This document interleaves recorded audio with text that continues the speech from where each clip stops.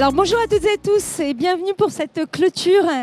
Donc nous avons le plaisir de pouvoir clôturer cette journée à Vivatech articulée autour des talents et de l'engagement citoyen avec Mariam Sissoko, qui est présidente donc de Puissance de Femmes.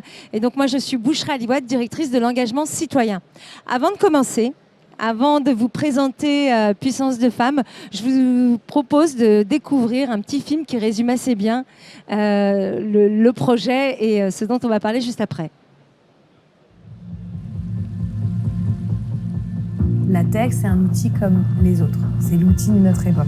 Donc c'est sûr qu'il y a des idées nauséabondes qui savent très très bien et des personnes qui savent très très bien utiliser ces outils. Mais je pense qu'avec ces outils, on peut aussi défendre plus de démocratie déjà, parce que ce qui est bien, moi je trouve dans la tech, c'est pour ça que j'ai utilisé la tech comme terrain de jeu pendant plusieurs années et encore aujourd'hui, c'est que je pense que ça peut nous permettre de créer plus de transparence, de fluidité entre l'information, etc.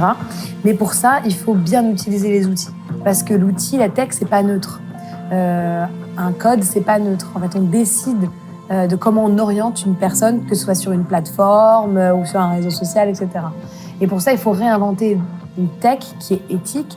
Je veux que les gens aient accès à la méthode Défi Alpha. Et donc nous, pour ça, on n'a pas eu d'autre choix finalement que de justement développer une plateforme pédagogique. On est dans les sciences et c'est vrai qu'on est dans un milieu qui est aujourd'hui, où il y a très peu de femmes, d'accord ? Et je veux pouvoir sensibiliser un maximum de jeunes filles dans les filières scientifiques. Je veux en tout cas les pousser à ne pas avoir peur aussi à devenir des filles alpha, quoi. Donc des femmes fortes, des femmes qui mènent la danse. Et donc pour moi, de la manière la plus simple de pouvoir le faire, c'est vraiment finalement d'avoir des élèves qui vont pouvoir s'identifier.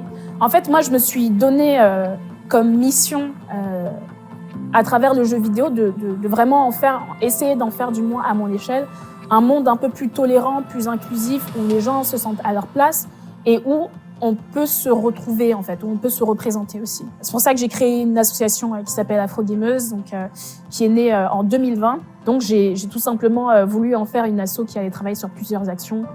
Premièrement, nous donner de la visibilité. Nous, en tant que femmes, bien sûr, en tant que femmes noires qui jouons ou qui travaillons dans le jeu vidéo, parce que on se dit, peut-être qu'à force de montrer notre présence, ils arrêteront de questionner en fait notre existence sur ces plateformes. Et moi, j'ai décidé d'avoir la création évidemment d'Afro-Gameuse avec la communauté qui la porte et pour qui on essaye vraiment de créer des opportunités pour travailler dans le domaine, faire nos propres jeux aussi, tout en étant à l'écoute de l'industrie et en travaillant avec l'industrie, pas en étant nous tout seuls dans notre coin. J'ai l'idée de lancer Magic Makers et donc je suis la première en France à créer des ateliers de programmation informatique pour les enfants. J'apprends aux jeunes à coder.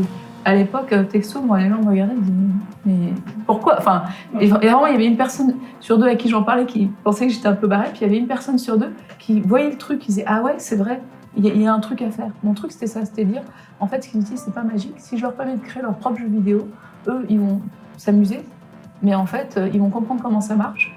Et ils vont plus jamais voir un smartphone, un ordinateur de la même manière. Ils vont comprendre en fait que c'est fait par quelqu'un et qu'eux aussi peuvent le faire. L'impact de la technologie et les risques pour la démocratie sont énormes, énormes. Mais il ne faut pas oublier que la tech, c'est un outil. C'est comment on va s'en servir. Demain, l'intelligence artificielle, ça peut aider à l'éducation démocratique. Par exemple, en proposant à des citoyens de voter pour des programmes qui vont le plus répondre à leurs vrais besoins, pas à leur peur, à leurs vrais besoins. Je pense qu'on a vraiment besoin de s'approprier ces outils et les mettre au service de l'intérêt général.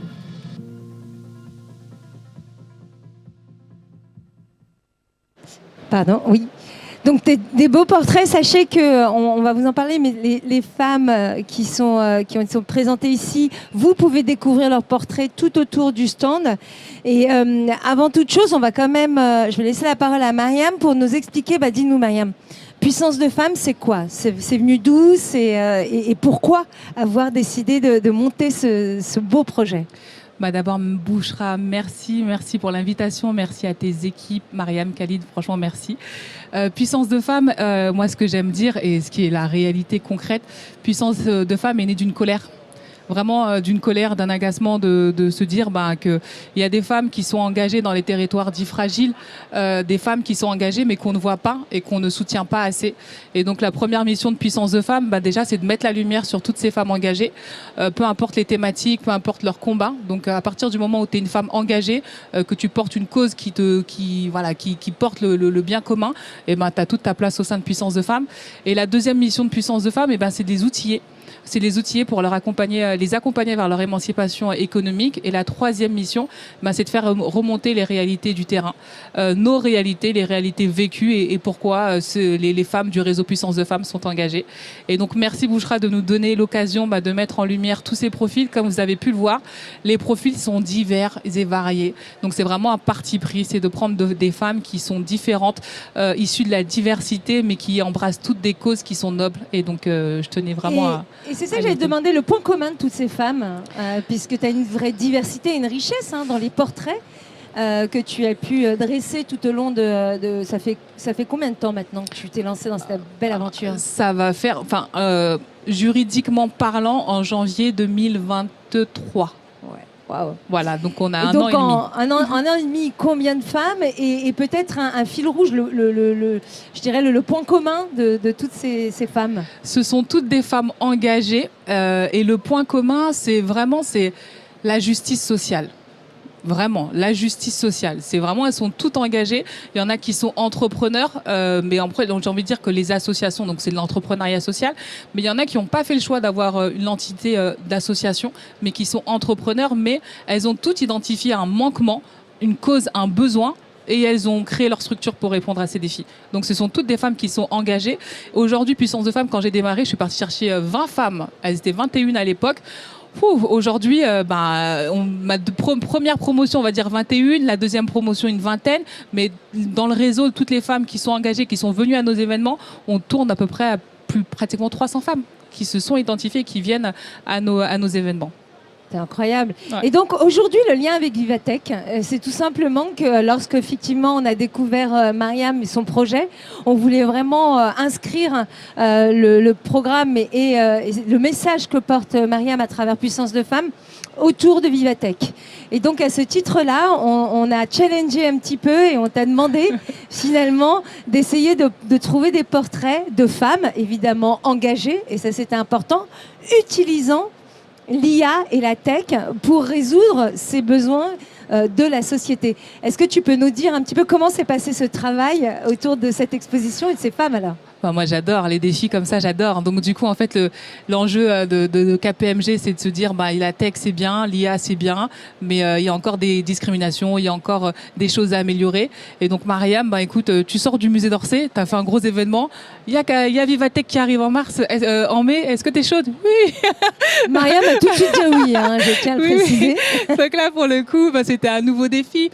Et ça s'est fait naturellement, c'est de se dire déjà regarder un petit peu l'écosystème de la tech, l'intelligence artificielle, ce qui se fait, ce qui ne se fait pas, comment l'intelligence artificielle, comment la tech peut servir nos causes, parce que c'est vraiment là en fait le sujet, c'est de se dire que là on est dans une ère où on peut pas ne pas en être. Et donc là concrètement c'est nous on a identifié nos causes, mais comment la tech peut accompagner, peut nous soutenir à travers les missions qu'on porte. Et donc là très vite je me suis dit il y a des femmes engagées, elles sont sur le terrain, elles portent des visions qui sont fortes, elles peuvent ouvrir la voie à d'autres femmes, parce que c'est ça aussi la mission de Puissance de Femmes, c'est de créer vraiment un réseau, une communauté où il y a des femmes qui, on va dire, qui ont réussi à maîtriser l'écosystème et qui ont plus de visibilité et qui ouvrent la voie à celles aussi qui, à leur petite échelle, embrassent les mêmes combats. Et donc pour moi, les 5 femmes qu'on a aujourd'hui, elles ouvrent la voie à des femmes de la tech qui sont engagées pour plus de justice sociale. Et l'exposition, elle va continuer à grandir et à raconter des histoires qui méritent d'être plus mises en avant et tout simplement de continuer un petit peu nos luttes d'égalité, parce que si on parle au fond du fond, on parle tout le temps d'égalité. Bien sûr. Et je crois que tu parles aussi souvent, tu dis c'est pas des rôles modèles, c'est des réels modèles. Ouais. Et est-ce que tu veux bien nous en présenter une, parce que nous avons la chance d'avoir une réelle modèle ici présente. C'est ça. Parce que le rôle modèle, moi, ça m'agace. Quand on dit un rôle modèle, je dis non, moi, je veux pas de rôle modèle, je veux des réels modèles, je veux des femmes qui me ressemblent, des femmes qui se sont engagées. Et donc, à travers la belle exposition qu'on a menée, moi, je suis partie à la rencontre d'Amina. Amina, que j'avais déjà rencontrée après avec ma casquette. Je me suis dit ni une ni deux. Bon, Amina, je suis challengée, Vivatech, ça approche. Viens nous raconter ton histoire. Amina, c'est une femme engagée. Amina, elle s'est battue pour avoir la place qu'elle a aujourd'hui. Elle aurait pu intégrer l'un des Big Four et puis avoir une carrière super engagée. Mais elle a fait le choix de créer Défi Alpha et c'est la raison pour laquelle elle a introduit l'exposition. Bonjour à tous. Alors effectivement, moi je suis Amina Khelil. À la base, je suis ingénieure de formation, je suis diplômée des arts et métiers. Et quand j'ai fini mes études, je ne me reconnaissais pas dans les métiers qu'on me proposait. Et je suis repartie à mes premiers amours, qui étaient les maths et la physique-chimie. Et voilà, je suis rentrée dedans. Et l'idée, après, ça a été rapidement de donner la chance à tous les élèves d'avoir le choix de choisir leur voie. Parce que moi, après tout, voilà, je suis une fille... mon papa a travaillé à l'usine, ma mère était mère au foyer. Et finalement, si j'ai réussi à faire ce que j'ai réussi à faire, c'est réellement parce que j'avais les maths. Et donc, du coup, pour moi, les maths étaient réellement la voie d'émancipation, celle qui nous permet d'ouvrir les voies. Et honnêtement, j'étais pas douée en maths parce que j'avais un cerveau super bien développé, pas du tout. J'étais bien en maths parce que je travaillais énormément et puis j'ai aussi compris les codes.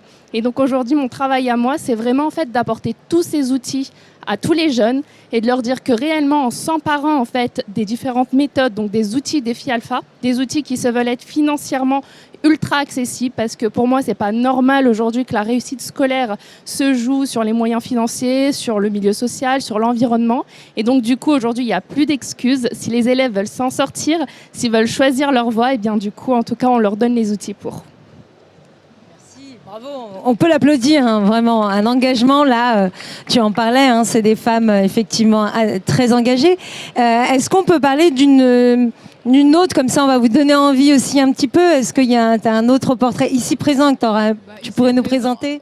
On a Jennifer qui est en haut, donc elle c'est l'univers du gaming. Moi personnellement quand j'ai découvert Jennifer, je me suis dit c'est une femme noire, c'est une femme qui a une histoire à raconter. Elle est dans l'univers du gaming. Moi je voyais ça un peu de loin, je voyais ça que c'était masculin. Et quand je l'ai rencontrée et qu'elle m'a fait part de la mission qu'elle porte avec Afro Gameuse, elle est revenue aux mêmes problématiques que j'ai identifiées chez Amina, aux mêmes problématiques que j'ai identifiées chez Claude. C'est de se dire déjà le manque de représentation, de se dire que dans le gaming, moi je savais pas que 50% des joueurs étaient des femmes. Et pourtant, c'est pas ce qu'on voit, c'est pas ce qui est mis en avant. Et donc, elle, sa lutte, c'est de dire que les femmes ont tant leur place que les hommes pour s'émanciper économiquement, pour avoir des postes de responsabilité, mais surtout d'avoir plus de représentation, parce que dans les jeux, du coup, elle a du mal à s'identifier et que même à travers les jeux dans lesquels elle jouait, elle se fait discriminer, elle se fait harceler. Et donc, elle porte vraiment un véritable enjeu d'équité, d'égalité à travers le gaming, mais c'est le reflet vraiment de la société. Quand elle en parle mieux que moi, et c'est dommage qu'elle soit pas là, mais quand elle me parle de ces problématiques, ce sont les problématiques qu'Amina peut rencontrer, que Alice peut rencontrer, que toutes les femmes peuvent rencontrer. Et donc voilà, donc le point commun vraiment entre toutes ces femmes, c'est, je me répète, mais c'est vraiment de se dire, j'ai subi, parce que c'est ça, quand elles racontent leur histoire, c'est que j'ai subi quelque chose et j'ai décidé d'agir. Vraiment, c'est ça. Alors, pour terminer, j'aurais envie de savoir aussi et d'avoir ton opinion. C'est quoi les next steps finalement? Voilà, Puissance de Femmes, tu as fait Musée d'Orsay, tu as traversé aussi, tu as vu énormément de parcours, tu as fait le Palais de Tokyo, on a parlé, Vivatech. Et là, on ne t'attend pas. Tu es encore dans des lieux où on ne t'attend pas. Effectivement, c'est quoi les next steps? C'est quoi ton ambition et ton envie pour Puissance de Femmes? Merci déjà. Si je suis là, c'est grâce à toi. Je remercie. On a démarré Palais Tokyo. Après, on a fait CESE, Musée d'Orsay. On a fait le Sommet de l'Inclusion. Là, on a Vivatech. On a fait aussi un festival. Mais next step, moi, je dis souvent, parce que la problématique qui revient sans cesse, c'est le manque de financement, c'est le manque de moyens. Et je me dis que Puissance de Femmes, déjà, on est identifié comme tête de réseau, c'est bien. Que les financements, ils existent aussi, c'est bien, mais qui ne sont pas forcément bien fléchés. Et donc, il y a la Fondation des femmes qui accompagne bien les femmes, mais j'aimerais qu'il y ait Puissance de Femmes aussi qui accompagne toutes ces femmes invisibles et qu'on puisse avoir un rayonnement national pour accompagner toutes ces entrepreneuses qui méritent d'avoir plus de moyens et de visibilité. Voilà. Merci, c'est effectivement ce que l'on souhaite et c'est ce que l'on souhaite faire effectivement aujourd'hui. Donc je vous invite toutes et tous à découvrir l'exposition Amina est encore avec nous, donc n'hésitez pas à venir la voir, et Mariam aussi. Et merci à tous et à toutes pour votre participation. Et puis, bonne clôture et bonne fin de Vivatech à tous.